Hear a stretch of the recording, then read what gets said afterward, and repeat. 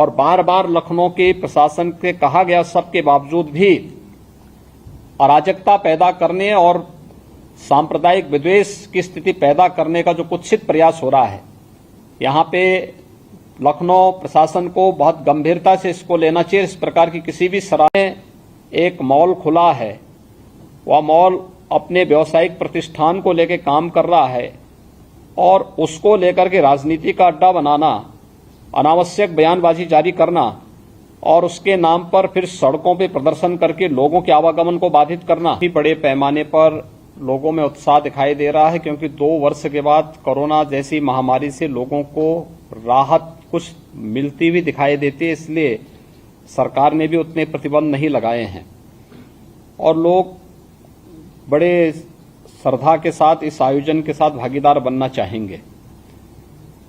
जिन सावधानियों के बारे में पिछली बार बोला गया था, प्रत्येक जिला प्रशासन उन सभी सावधानियों को वहां अपने अपने जनपदों में अपनाएं। लापरवाही किसी भी स्तर पर न होने दें, क्योंकि छोटी सी लापरवाही एक बड़े बवाल का कारण बन सकता है। उसके कारण आगजनी और अन्य घटनाएं वहां घटित हो सकती हैं। इसलिए उन चीजों पर एक बार पहले से उसको अपने जनपदों में देखें। अमरोहा जैसी घटनाएं न घटित हों, ये दिखाती हैं कि हमारी अलर्टनेस की स्थिति क्या है। और अगर वह रॉन्ग साइड गए थे, हमारी पेट्रोलिंग कहां थी? हम लोगों को वहां पे कोई ना कोई तो रहता, वहां पे कहीं भी कोई नहीं था वहां पे, तो इसके बारे में भी आप देखें। दूसरा, कन्नौज जैसी घटनाएं, कन्नौज में एक घटना घटित हुई थी। मुख्यालय से जिलाधिकारी और पुलिस अधीक्षक को वहां पे कैंप करने का निर्देश दिया गया था। उस सब के बावजूद एक औपचारिकता निर्वहन करने के बाद ये दोनों अधिकारी वहां से नदारद हो गए और बाद में वहां आगजनी की घटना घटित होती है, तोड़फोड़ होती है। ये चीजें नहीं स्वीकार हो सकती है। शासन किसी भी अपराधी को कानून के साथ खिलवाड़ करने की छूट नहीं देगी और जब कार्रवाई हो रही है किसी मामले में, तो उसके बाद अगर कोई कानून को हाथ में लेता है तो फिर उसमें कार्रवाई उसके खिलाफ भी होगी जो कानून को हाथ में लेने का प्रयास कर रहा है। ऐसे ही लखनऊ के अंदर भी देखने को मिला। लखनऊ में एक मॉल खुला है, वह मॉल अपने व्यावसायिक प्रतिष्ठान को लेकर काम कर रहा है और उसको लेकर के राजनीति का अड्डा बनाना, अनावश्यक बयानबाजी जारी करना और उसके नाम पर फिर सड़कों पे प्रदर्शन करके लोगों के आवागमन को बाधित करना और बार बार लखनऊ के प्रशासन के कहा गया सबके बावजूद भी अराजकता पैदा करने और सांप्रदायिक विद्वेष की स्थिति पैदा करने का जो कुत्सित प्रयास हो रहा है, यहाँ पे लखनऊ प्रशासन को बहुत गंभीरता से इसको लेना चाहिए। इस प्रकार की किसी भी शरारत को स्वीकार नहीं करना चाहिए। सख्ती से ऐसे तत्वों से निपटना चाहिए जो अनावश्यक मामलों को बढ़ावा देकर के माहौल खराब करने का प्रयास करते हैं। बहुत सारे माध्यम हैं, अगर किसी को सूचना लेनी है वे सूचनाएं उन लोगों से जाके ले सकते हैं, लेकिन कोई हस्तक्षेप करके आवागमन को बाधित करेगा। मैंने पहले कहा कि सड़कों पर या पूजा के लिए या किसी भी अन्य कार्यक्रम के लिए कोई जगह नहीं होनी चाहिए और इसको किसी भी प्रकार की अनुमति नहीं दी जानी चाहिए। जो शासन ने पहले से व्यवस्था बनाई है उसको हम सख्ती से लागू करें, इन चीजों को तय करें। दूसरा, कावड़ इस सावन के महीने में अलग अलग जगह अलग अलग प्रकार के कार्यक्रम होंगे। कहीं जलाभिषेक के कार्यक्रम होंगे, कहीं पे यात्राएं निकलेंगी, कहीं सावन मेले के कार्यक्रम होंगे, कहीं पर अन्य बड़े कार्यक्रम होंगे। हम इस बात को ध्यान में रखेंगे कि सुरक्षा और सतर्कता के बारे में देखिए, जिस प्रकार के अलर्ट आ रहे हैं उनको ध्यान में रखते हुए कोई भी शरारती तत्व माहौल खराब करने के लिए किसी भी कावड़ यात्री पे हमला कर सकता है। रात्रि में विश्राम कर रहे हैं उस समय उन पर हमला किया जा सकता है, कोई अन्य घटना घटित हो सकती है। इसलिए जहां भी उनका रात्रि विश्राम हो उसके आसपास का सुरक्षा का वातावरण बेहतरीन होना चाहिए। जहां जिस रूट पर भारी मात्रा में कावड़ यात्री चलें वहां पर ट्रैफिक डाइवर्जन की व्यवस्था हो और ट्रैफिक डाइवर्जन इस रूप में हो कि किसी को भी उसका उल्लंघन करने की परमिशन न हो। इसको भी हम ध्यान में रख करके देखें। शिवालय होंगे, मंदिर होंगे, उन सभी के आसपास हम देखें कि कोई जर्जर भवन है, बरसात के समय में वह गिर न जाए और उसके कारण जनहानि न होने पाए। इसके बारे में भी हम लोगों को वहां पर ध्यान में रखना होगा। बड़े देवालयों में, शिवालयों में भीड़ नियंत्रण के लिए हम लोग पहले से ही मंदिर प्रबंधन के साथ बैठ करके अपनी कार्य योजना बना लें और हम उसमें किसी भी प्रकार की लापरवाही न होने दें।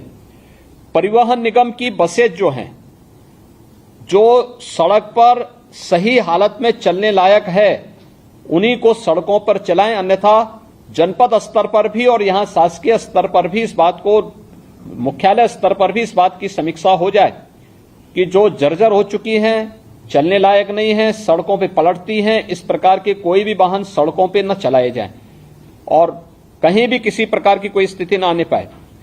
स्वच्छता और पेयजल की व्यवस्था हर एक जगह हो और सुरक्षा के लिए जो भी हम लोग अपने स्तर पर व्यवस्था कर सकते हैं वह हम लोग करें। कांवड़ यात्रा के बारे में और अन्य जो पर्व होने, अयोध्या का सावन मेला है, अन्य कार्यक्रमों की तैयारी हमारी बेहतरीन तरीके से होनी चाहिए, ये हम लोग अभी से देख लें। कहीं भी किसी भी प्रकार की अव्यवस्था, अराजकता फैलाने की छूट किसी को भी न दें। एक तो ये मामला है। दूसरा है, जो अभी प्रमुख सचिव संस्कृति ने आपके सामने एक प्रेजेंटेशन प्रस्तुत किया था, हर घर तिरंगा का। हर घर तिरंगा 11 से 17 अगस्त के बीच में एक बृहद अभियान चलेगा पूरे देश के अंदर। इसमें प्रभात फेरियां निकलेंगी। मैंने पिछली बार इसकी बैठक की थी और मैंने तब भी यहां पे हर विभाग ने अपनी अपनी कार्य योजना बनाकर के प्रस्तुत भी की होंगी। हर घर तिरंगा के इस कार्यक्रम को 13 से 15 के बीच में यह कार्यक्रम बनना है। उत्तर प्रदेश का जो लक्ष्य है वह 4.5 करोड़ का है, जो उत्तर प्रदेश ने लिया है, और देश के अंदर सर्वाधिक लक्ष्य उत्तर प्रदेश ने तय किया है, जिसमें 2.5 करोड़ तिरंगा या जनपदों में एसएसजीज के द्वारा, एनजीओज के द्वारा, निजी टेलर्स के द्वारा, जिला प्रशासन के अधिकारियों के द्वारा बनवाए जा रहे हैं। याद रखना, जिन लोगों ने जो लक्ष्य दिया है उसको प्राप्त करने और उसे वितरण करने की व्यवस्था भी सुनिश्चित करेंगे। दूसरा, एमएसएमई विभाग के द्वारा भी 2 करोड़ झंडों के टेंडर किए गए हैं और ये भी निर्धारित समय में संबंधित जनपदों को उपलब्ध हो जाएंगे। इसमें अलग अलग केंद्रों पे इन्हें बिक्री और वितरण की व्यवस्था होनी चाहिए। खासतौर पर ग्राम पंचायत में ग्राम सचिवालय हो गए, इसी प्रकार से बेसिक शिक्षा परिषद के हमारे विद्यालय हो गए, प्राथमिक स्वास्थ्य केंद्र हो गए, और भी हमारे वह अन्य जितने भी ब्लॉक के अंदर ब्लॉक मुख्यालय, जिले के अंदर सीडीओ के अधीन, वहां पर हम लोग इस बात को एक वहां पे व्यवस्था करें। और मुझे लगता है कि अगर जिला प्रशासन चाहे तो बहुत अच्छे ढंग से, जो तंत्र हमारे पास पहले से खड़ा है, किसी भी चीज की कमी नहीं है, एक एक उसको ले सकते हैं। एक दिन बेसिक शिक्षा अधिकारी के साथ बैठक करके हर बेसिक शिक्षा अधिकारी के स्तर पर हर प्राथमिक विद्यालय और जूनियर हाई स्कूल के प्रधानाचार्यों के साथ एक किसी रविवार के दिन वो बैठक ले सकते हैं और उनके माध्यम से बेसिक शिक्षा परिषद के विद्यालयों को एक्टिवेट कर सकते हैं। ग्राम्य विकास और पंचायती राज के साथ एक साथ बैठक हो सकती है कि हर ग्राम पंचायत स्तर पर कौन नोडल विभाग, कौन नोडल अधिकारी होगा, कौन इन चीजों को व्यवस्थित रूप से हर घर तक पहुंचाने का कार्य करेगा। स्वास्थ्य विभाग है, आंगनवाड़ी हैं, आशा वर्कर हैं, इन सभी का हम बेहतरीन उपयोग करके हर एक स्तर पर एक बेहतरीन मैकेनिज्म तैयार कर सकते हैं, जिससे किसी भी स्तर पर हम लोग जब 13 से 15 के बीच में देश अपनी आजादी का अमृत महोत्सव मना रहा होगा, उस अवसर पर हर घर में भारत के आन मान और शान का प्रतीक प्रधानमंत्री जी के विजन के रूप भारत का तिरंगा फहराया हुआ दिखाई दिया जाना चाहिए। ये हम सुनिश्चित करें और इसको लेकर के अभी से हमारी कार्य योजना आगे बढ़ जानी चाहिए और इसको लेकर के हम लोग अभी से अपनी तैयारी पूरी कर लें। किसी भी जनपद स्तर पर इसके लिए कोई लापरवाही न हो।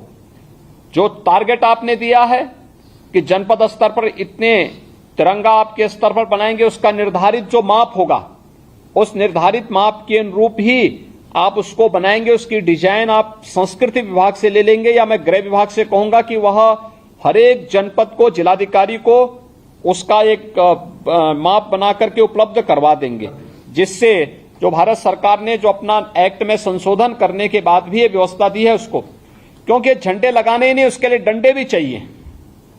कैसे इसको करेंगे, लोगों को उसके लिए प्रेरित करना और बड़े पैमाने पर होना है, एक अभियान के रूप में होना है। प्रभात फेरी का प्रदर्शन, झंडा गीत का रिहर्सल, ये सभी चीजें होनी चाहिए।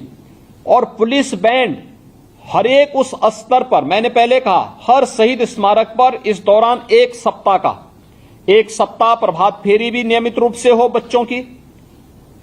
एक सप्ताह 11 से 17 के बीच में पुलिस बैंड हर शहीद स्मारक पर आधे घंटे राष्ट्रगीत के धुन को, जो राष्ट्रभक्ति से संबंधित गीतों की धुन के साथ, वहां पर बैंड की धुन के साथ उसे लेकर के उन्हें उनका वादन करें।